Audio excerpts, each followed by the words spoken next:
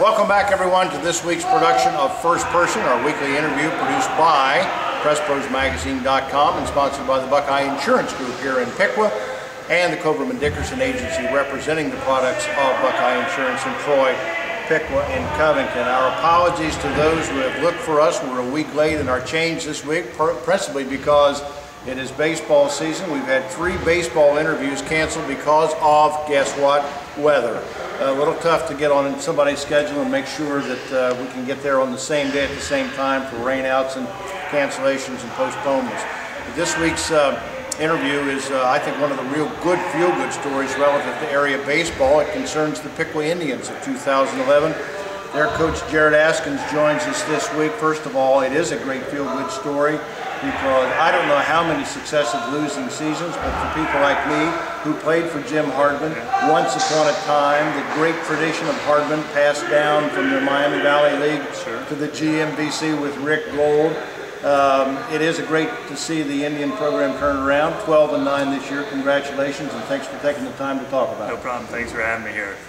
Tell us a little bit about how you did it this year. And I know the first thing you're going to say is we had 5 very committed seniors. The second thing is coaches have never won a game in their life. You've got to have players. You got to have players. But tell us a little bit about how it came together for you this year. Yeah, you're absolutely right. You know, heck, I didn't, as you said the other night, I didn't throw a ball, didn't hit a ball, didn't get to run the bases once this year. But it was a lot. The 5 seniors that we had.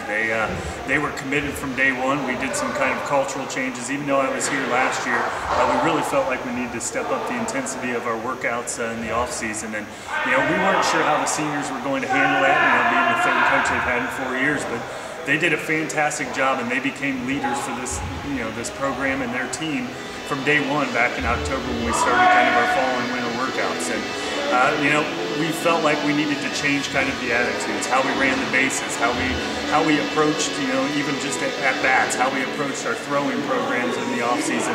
You know, we kind of implemented that in as we went through. And you know, there's only so much you can do without, you know, being able to contact. But the kids really did it all on their own. They were able to. The seniors were leading the freshmen around and what they needed to do, and we were extremely pleased as a coaching staff for what they did in this off season.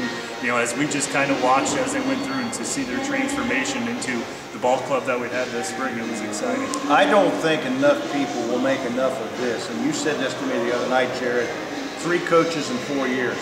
That's incredible to ask kids to change mindsets, change personalities, learn 3 or 4 different personalities like that.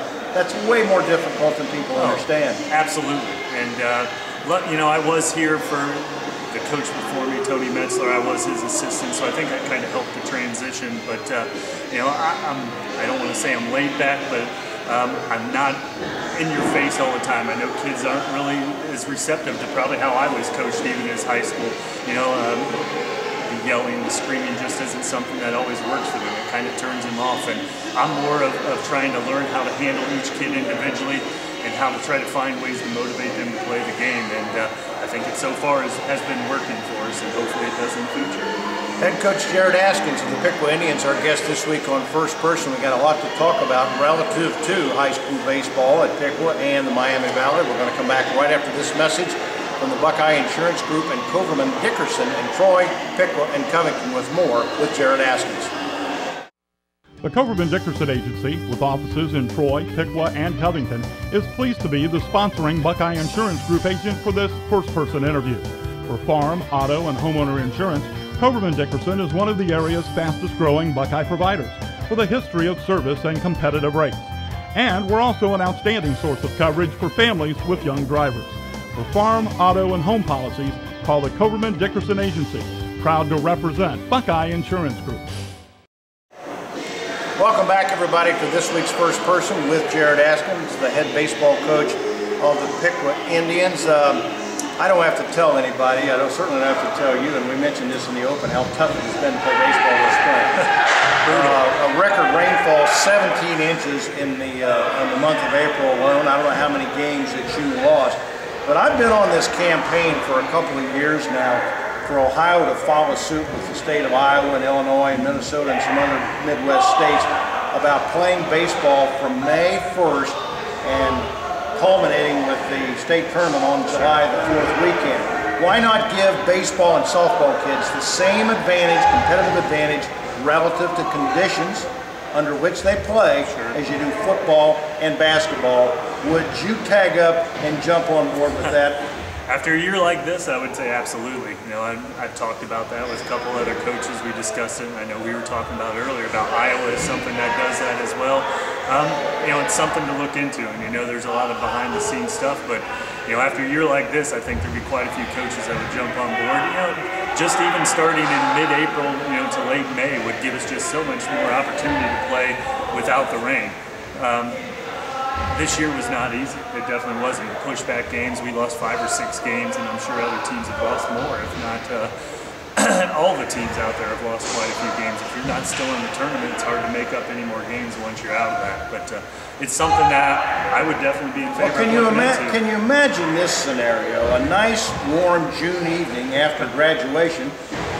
You're playing at Fountain Park or Hardin Field, you're playing at Market Street Field against Troy, and 500, 600, 1,000 people show up on a nice summer evening that's 75 degrees and dry to watch high school baseball.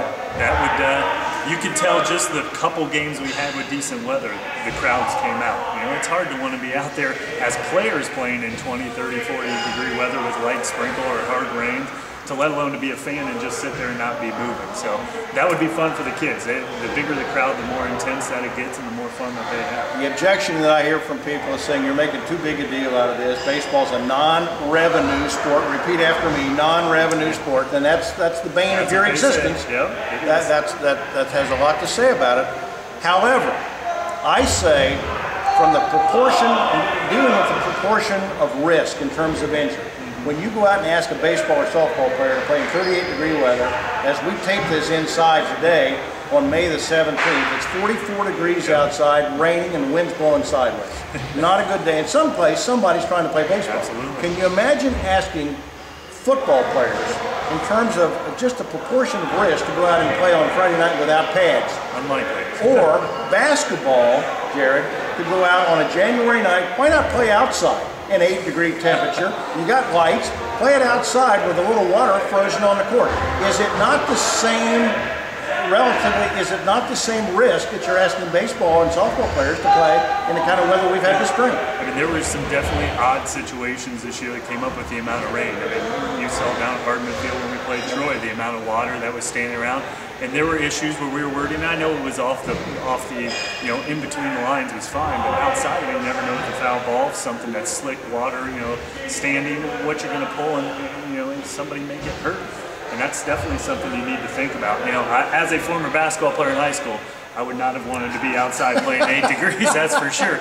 But there were days in high school and in college that I didn't really want to be out there in 20 degrees playing, but we had to, and we didn't really have much say to it. I know this season's an important benchmark for you, but I don't want to get away without talking about next year. You don't want this to be a one-hit wonder this year and fall back. Tell us a little bit about the future of Piqua baseball as it pertains. I know you got some good kids coming back. Absolutely. You know, we lost 5 great seniors, but we feel like we have a strong nucleus coming back. You know, we're still strong. We got second baseman coming back. Our third baseman's coming back. He'll probably be on the hill a lot more next year with Taylor Huebner. You know, Andy Draving, who is you know, 1A with Aaron Christie and Andy Draving this year. Andy Draving will be coming back. Still have Brandon Wright at the catcher spot. And a couple bench guys, Aaron Belt and Adam DeGrosse. We're hoping for big things this summer from them to get some improvement, and Jared Nill as well, another left-handed stick that we're very happy with. And then a plethora of JV kids that could all be in the mix. We really feel like we're working up the mountainside. We really feel like we're on the way where we need to be to get on top. You know, Butler, Troy, Sydney, they're always going to be there. Greenville's now in the mix. You know, it's never going to be easy in the G-Walk, but we feel like next year's year we can compete as well. You swept Trotwood, you swept Sydney, you swept Troy. Yep. You finished second in the G-Walk North this year. I want to get that in there. Yeah, we did. It was fantastic. We wish we could have got Greenville and Butler, but that just gives us something to work for next year. Jared Askins, our guest this week, and that wraps up this week's edition of First Person, the pride of Bowling Green State University. Absolutely. What are those colors again? Brown and orange, your favorite. That wraps up this week's edition of First Person, again sponsored by or presented by the Buckeye Insurance Group and the Coverman Dickerson Agency representing Buckeye in Troy, Piqua, and Covington. For Coach Askins and our sponsors, thank you again for joining us this week on First Person and your support of high school sports on PressProsMagazine.com. Until next time, thanks and see you then. If you are looking for quality insurance protection from a reliable company, sold by professionals in communities like yours, that's what you'll get from Buckeye Insurance Group. Buckeye Insurance Group, insuring the heartland. To find your local Buckeye agent, visit buckeye-ins.com. Buckeye Insurance Group, insuring the heartland. Insuring the heartland.